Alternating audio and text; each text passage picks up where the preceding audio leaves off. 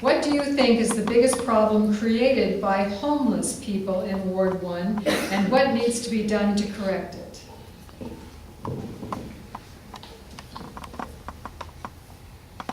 Homeless people are the problem. First of all, they're people.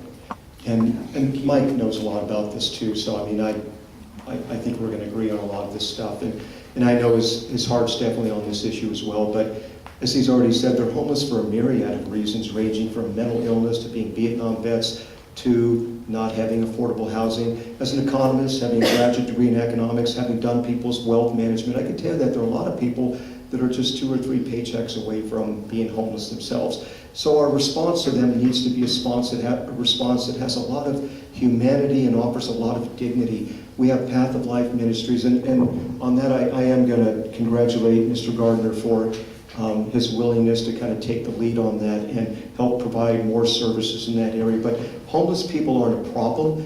They're our problem if we do nothing with them. It's lost humanity, lost dignity, lost productivity. We have an absolute obligation to help those that are the least among us, and that includes them. Mr. Gardner? We really have two groups of people that kind of get classified as homeless. There are some who are genuinely homeless for a variety of reasons. We have really good programs for those who are ready to take the programs, and we can help them get their lives back in order and back on the street. I think Riverside has better programs than any city our size, certainly in the state, maybe in the country. For the portion of the genuinely homeless population that will not take services for whatever reason at this point, they're more difficult to address. One of the problems that they create, many live in the river bottom and they tend to start fires, and that's a concern to all of us. The other part of the street people population is people who are not homeless, but they make their living by begging, by stealing, and that's a whole different problem than the homeless, and you have to deal with them in a different way. Mr. Gregorski? Sure.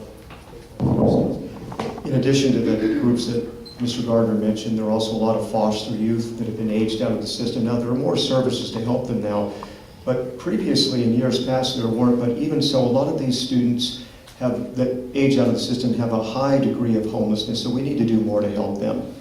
And in addition to that, educating people, and I'm not sure where we're at with that, but educating vendors and people about how short-term you can give someone some money, but long-term you're just creating a dependence there when you give them money, and we need to know where we need to send these people to help